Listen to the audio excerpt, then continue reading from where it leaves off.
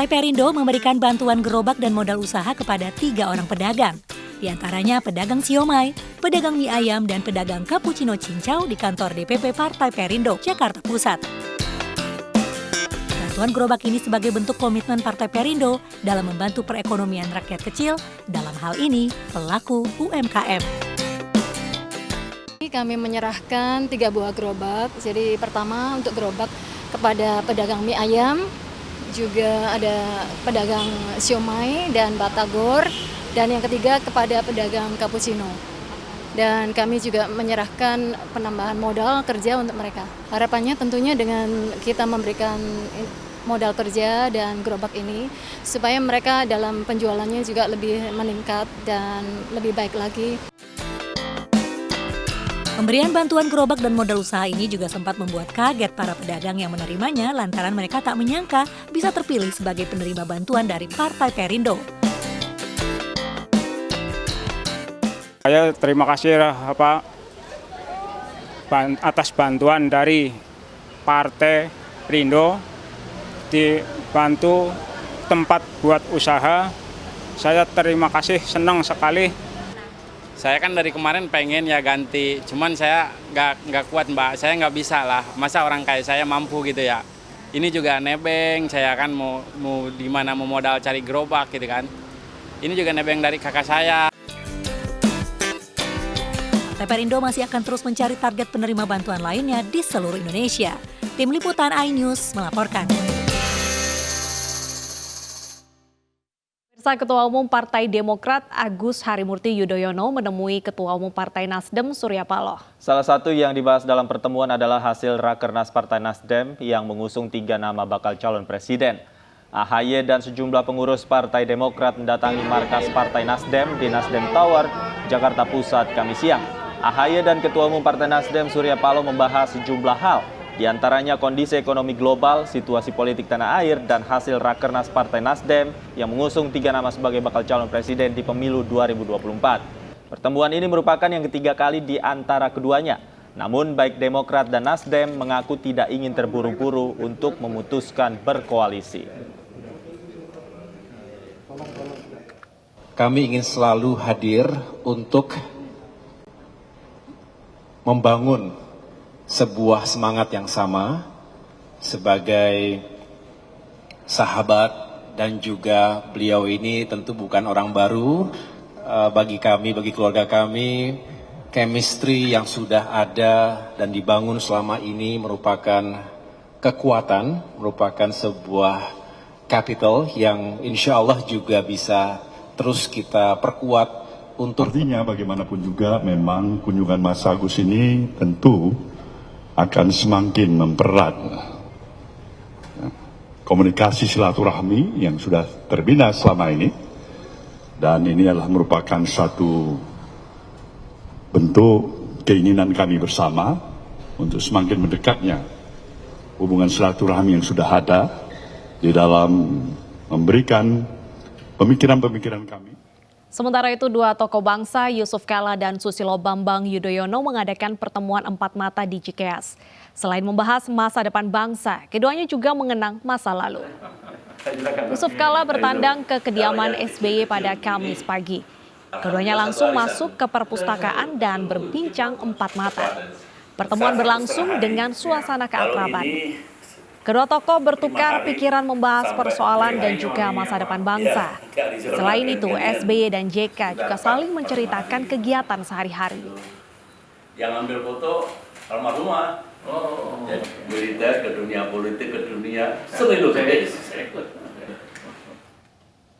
Hari ini PDI Perjuangan akan menutup Rakernas 2 di Sekolah PDIP Lenteng Agung, Jakarta Selatan. Sekjen PDI Perjuangan Hasto Kristianto menyebut kemungkinan akan ada kejutan yang diumumkan oleh Ketua Umum PDIP Megawati Soekarnoputri.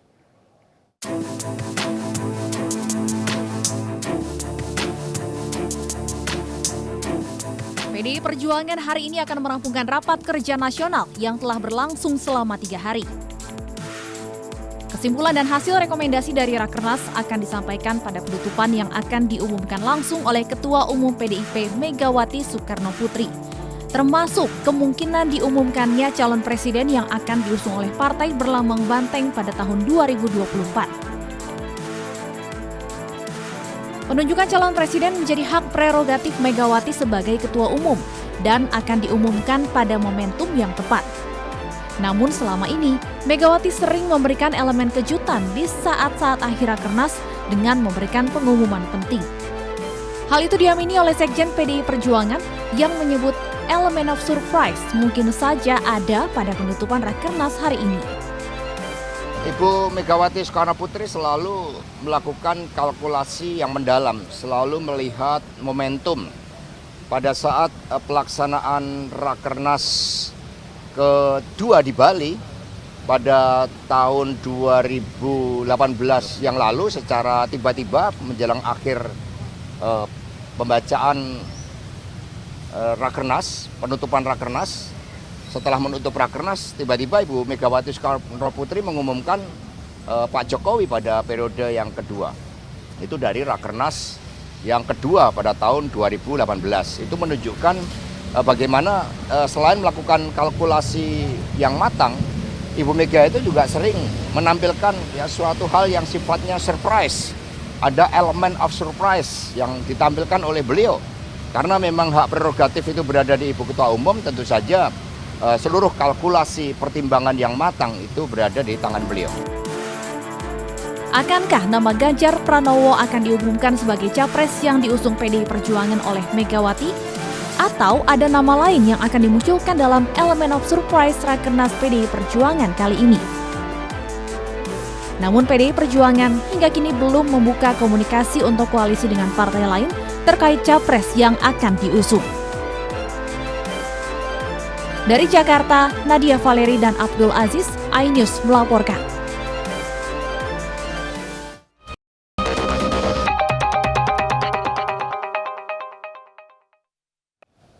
Pemirsa, draft rancangan Kitab Undang-Undang Hukum Pidana terbaru belum juga diungkap ke publik hingga saat ini, padahal akan segera disahkan DPR. Berbagai pihak mempertanyakan transparansi karena banyaknya pasal yang dianggap bermasalah.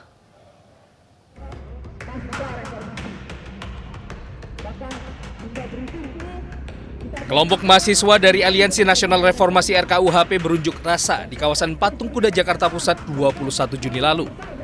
Mahasiswa meminta DPR dan pemerintah membuka draft RKUHP terbaru yang belum juga dirilis ke publik, namun rencananya akan segera disahkan dalam waktu dekat. Menurut DPR RI dan pemerintah, RKUHP masih dalam tahap penyempurnaan agar lebih baik dan belum siap dibuka ke publik. Sementara yang dapat diakses publik saat ini adalah draft RKUHP versi tahun 2019 yang sempat menimbulkan gelombang unjuk rasa besar-besaran karena banyaknya pasal bermasalah. Pada 2019, pembahasan RKUHP ditunda karena menuai kritik tajam.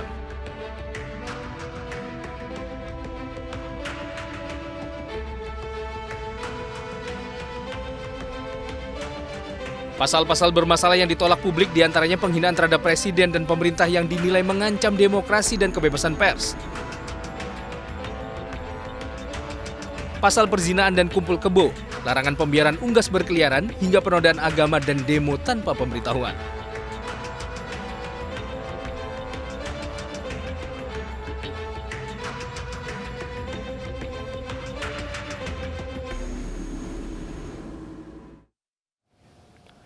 Mengapa DPR dan pemerintah belum juga membuka kepada publik draft RKUHP dan pasal-pasal mana sajakah yang krusial bagi masyarakat? Untuk membahasnya sudah bergabung bersama kami Ketua Umum Yayasan Lembaga Bantuan Hukum Indonesia, Muhammad Isnur, dan kami juga sudah menghubungi anggota Komisi 3 DPR dari fraksi PKS Nasir Jamil yang nanti juga akan bergabung bersama kami dalam diskusi sore hari ini. Pertama saya ingin ke Mas Isnur. Mas Isnur, selamat sore.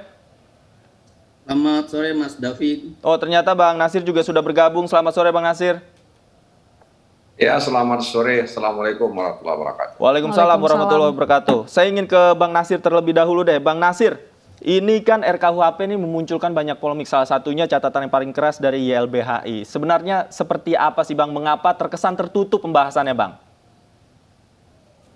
Iya, jadi memang ini masih ada tafsir yang berbeda soal apa yang dimaksud dengan carry over. Karena memang dulu carry over itu dimaksud agar pembahasan satu rancangan undang-undang yang sudah selesai masa periodenya 5 tahun tapi belum selesai, itu bisa dilanjutkan tanpa harus adanya surat presiden, ya kan? Tapi kemudian apakah pembahasannya itu kemudian diulang kembali, ya ini yang masih belum, istilahnya memang masih ada perbedaan-perbedaan, sehingga waktu itu Komisi 3 mengambil inisiatif mengundang pemerintah dan dalam hal ini diwakili oleh Menteri Hukum dan HAM, tapi sayangnya waktu itu beliau tidak bisa hadir sehingga digantikan atau diwakili oleh Wakil Menteri Hukum dan HAM. Dan waktu itu memang Komisi 3 dengan Wamenkumham dan rapat itu juga dihadiri oleh pejabat-pejabat utama di lingkungan Kementerian Hukum dan HAM terkait misalnya yang mengurus peraturan perundang-undangan. Nah, waktu itu memang ada kesepakatan bahwa hal-hal yang kontroversi yang waktu itu pernah terjadi dan kemudian diikuti dengan gelombang unjuk rasa oleh elemen sipil, itu sepertinya disepakati bahwa pemerintah dan DPR setuju dengan hal-hal tersebut atau norma-norma yang diatur di dalam pasal tersebut. Dan waktu itu juga ada kesepakatan untuk meningkatkan pengambilan keputusan dari tingkat 1 ke tingkat 2. Artinya bahwa tidak lama lagi KUHP ini akan disahkan, ya, perubahan KUHP ini akan disahkan melalui sidang paripurna. Tapi ternyata memang benar masih ada pasal yang terkait dengan pasal penghinaan. Dan ini juga waktu itu ya menjadi kontroversi pada periode yang lalu, ya. Dan sejumlah elemen sipil juga mengkritik dimasukkan kembali norma yang mengatur penghinaan presiden atau kepala negara dalam perubahan KUHP ini. Dan memang waktu itu argumentasinya pemerintah ya dalam rangka menjaga dan melindungi martabat presiden, ya, karena kita kan tidak menganut demokrasi liberal, ya. Kita ini kan demokrasi kita kan demokrasi Pancasila, demokrasi yang berasas pada kekeluargaan, ya, kegotong royongan, ya, sehingga presiden diharapkan bisa kita jaga martabatnya, ya, sehingga kemudian tidak dihina, ya, tidak dihina. Dan memang hina itu kan merendahkan artinya, ya, merendahkan. Dan tentu saja memang saya pribadi dan sejumlah teman juga melihat tidak ada satu definisi yang jelas tentang penghinaan itu.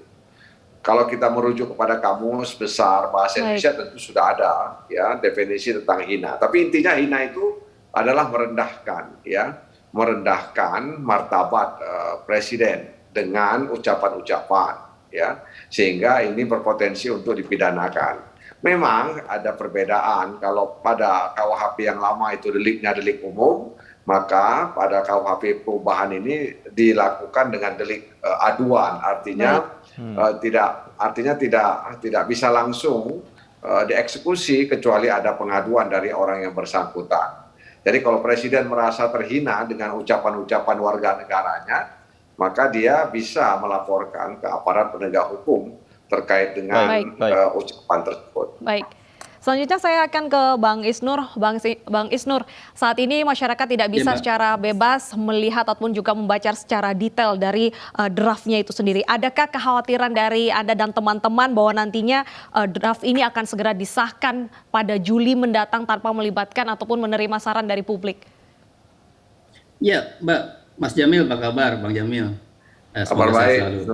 Ya, pertama tentu kita harus ingat penundaan 2019 itu kan penundaan yang sangat beralasan dari masyarakat dan kemudian diakui oleh pemerintah sekarang dengan memperbaiki beberapa hal. Dalam artian protes masyarakat itu sangat beralasan, tidak kemudian tanpa dasar dan lain-lain. Dan kemudian kenapa dulu protes? Karena ada banyak masalah. Nah, masalahnya Bang Jamil, itu bukan cuma 14. Masyarakat sipil setidaknya misalnya Aliansi Nasional itu merilis 24 pasal. Jadi kenapa jadi 14? Kami misalnya mengusulkan 24. Mungkin ada hal-hal lain jika ada teman-teman lain yang mencatat. Jadi yang pertama, yang 14 itu belum selesai, dan yang 14 bukan hanya 14, ada 24 catatan kami. Jadi yang pokok-pokok itu menurut kami itu penting didiskusikan, menyerap aspirasi masyarakat, mendengarkan, diterima dan juga ditimbang dengan masak-masak. Dengan cara apa masyarakat bisa terlibat? Dengan cara pembahasan yang terbuka. Kalau kemudian ini kami dengar dari pemerintah, rencananya kemudian dari pemerintah hanya diserahkan ke DPR via Bamus, cuma 2 kali pertemuan dan langsung langsung disahkan di tingkat 2, itu apa bedanya dengan 2019 gitu? Apa bedanya partisipasi masyarakat kembali diabaikan, kembali tidak didengar gitu. Nah, kemudian soal carry over. Nah, ini kesempatan DPR menurut kami bagaimana membuka kesempatan, mencari bagaimana suara rakyat didengar. Saya yakin Komisi 3 dan Bang Jamil dan kawan-kawan paham apa yang diperjuangkan oleh masyarakat dan saat ini perjuangkan. Apa yang masyarakat perjuangkan? Bagaimana misalnya tadi soal pasal penghinaan presiden ya. Ini kan Bang Jamil bilangnya demokrasi Pancasila. Justru ini kan kita mengambil putusan MK. Kita tentu berkepentingan menjaga harkat martabat presiden. Sebagaimana berkepentingan juga menjaga harkat martabat setiap warga negara, setiap penduduk di Indonesia. Makanya MK menyatakan bahwa pada kedudukan yang sama, setiap orang mendapatkan perlindungan dari perusakan reputasi dan lain-lain. Makanya intensinya tidak ada perbedaan, tidak ada pengutamaan. Kalau misalnya presiden sebagai individu, sebagai bagian dari negara ini tersinggung, dia sebagai bagian dari warga negara, sebagai manusia, sebagai person, bisa melaporkan. Tetapi tidak ada perbedaan. Nah, ini yang kemudian oleh MK dikhawatirkan, makanya di dalam pertimbangannya dengan sangat memberikan perhatian, tidak membedakan. Itu yang penting diperhatikan. Saya pikir MK dalam pertimbangannya bukan dari mana-mana, bukan mempertimbangkan demokrasi dari Amerika, dari Eropa, tapi mempertimbangkan konstitusi dan pertimbangan dari demokrasi Pancasila itu sendiri. Dan juga bukan hanya itu, Bang. Hari ini kami dapat kabar, Bang, dari Padang, Bang. Presiden BEM dipanggil untuk yang kedua karena tuduhan penghinaan kepada presiden. Ini pasalnya dibatalkan oleh MK saja, aparat sudah gerasak gerusu untuk mengkriminalkan banyak pengurus BEM dan lain-lain dengan tuduhan tanda kutip menghina presiden. Kita masih ingat bagaimana rektorat ya UI begitu reaksioner ketika teman-teman BEM UI menuduh King of Lab Service. Nah, ketika ada penyematan pasal itu di sana, itu berarti ada adresat, ada tujuan bahwa presiden jadi sangat istimewa, dilindungi seolah-olah dia adalah raja gitu ya, seperti di kerajaan-kerajaan yang sana, dan kemudian akhirnya mendorong aparat buat mengkriminalkan dengan semena-mena gitu.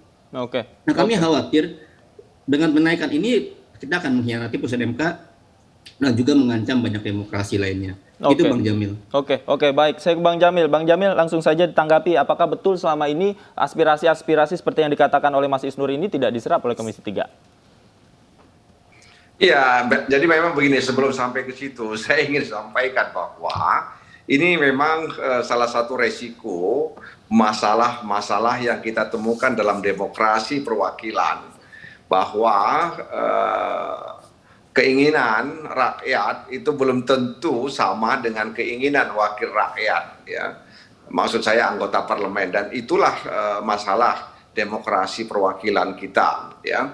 Nah, karena itu kan memang harus ada upaya untuk menyamakan ya persepsi, menyamakan visi terkait dengan hal-hal yang diinginkan oleh masyarakat. Nah, karena itu untuk mengurangi kesenjangan ya,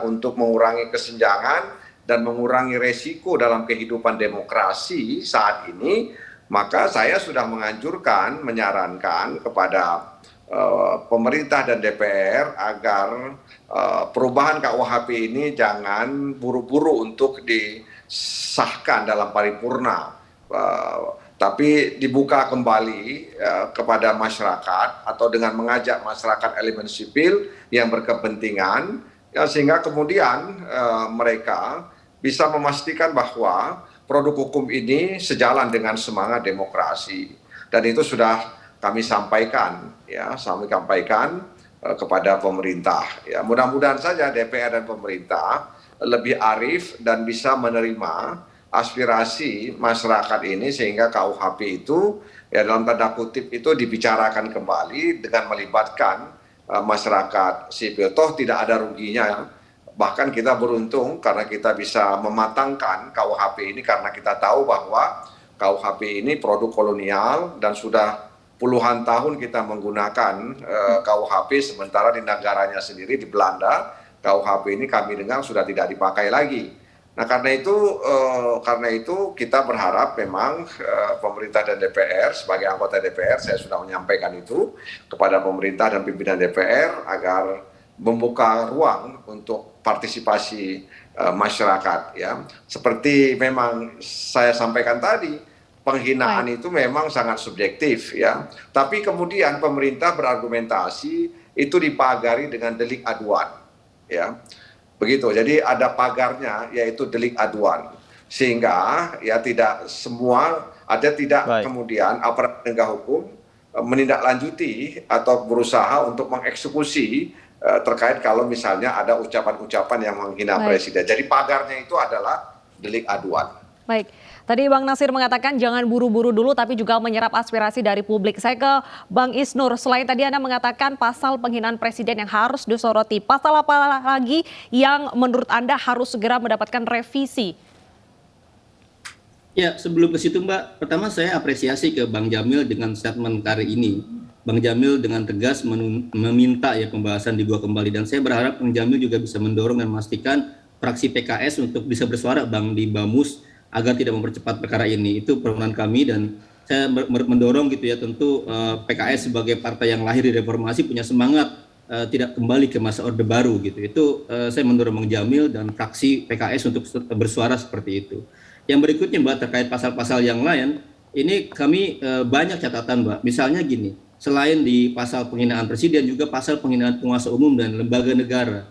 Ini pertama gini Mbak, kalau kita baca konteks konstitusi kita, kalau kita mendorong ini adalah semangatnya adalah perlindungan konstitusi, kan yang dilindungi itu adalah sebenarnya individu. Setiap orang. Nah itu kewajiban yang melindungi adalah negara, terutama pemerintah. Nah sekarang kok jadi berubah konstruksinya, yang dilindungi adalah lembaga negara. Nah ini berbahaya karena lembaga negara dalam tataran demokrasi atau konstitusi kita adalah yang punya kewajiban. Maka dengan demikian rakyat akan menagih setiap hari bagaimana kewajiban itu dilaksanakan. Nah kalau pemerintah kemudian punya sensitivitas merasa ingin dilindungi, ini kebalik-balik dibanding dengan kewajiban di konstitusi. Maka pasal-pasal lain Bang Jamil, misalnya pasal 353, pasal 354, dan juga pasal 273 Bang Jamil. Bayangkan itu pasal 273, orang berdemonstrasi tanpa pemberitahuan dan kemudian dianggap mengganggu tertiban umum, itu dipidana, sangat bertentangan dengan Undang-Undang Kemerdekaan Berpendapat. Di sana kan rezimnya pemberitahuan itu hanya pemberitahuan, dan kalaupun nggak ada pemberitahuan dan kemudian dianggap mengganggu tertiban umum, yang dibubarin saja, sifatnya administratif. Kenapa di KUHP sekarang malah jadi pidana? Ini saya bertanya, ini selipan siapa tiba-tiba demo itu adalah kejahatan gitu. Demo itu adalah tindakan yang sejak awal dikonstruksikan berpidana. Itu beberapa pasal Mbak yang menurut kami perlu diperhatikan oleh Bang Jamil dan kawan-kawan. Yang gak kalah penting adalah sebenarnya juga ini Bang, pasal living law Bang. Ini teman-teman adat datang kepada YLBHI, teman-teman aman juga ratusan adat juga cerita bagaimana pasal ini akan merusak konstruksi dengan adat yang sedang dibangun di RUU Masyarakat Adat Bang. Jadi sebaiknya pasal living law itu dihapus dan didahulukan pembicaraan di rumah masyarakat adat. Terima kasih. Berarti ada kekhawatiran dengan adanya pasal ini kebebasan berpendapat akan dibatasi. Terima kasih Bang Isnur dan Bang Nasir. Semoga pemerintah juga tidak buru-buru mengesahkan RKUHP. Terima kasih sudah bergabung di iNews Sore.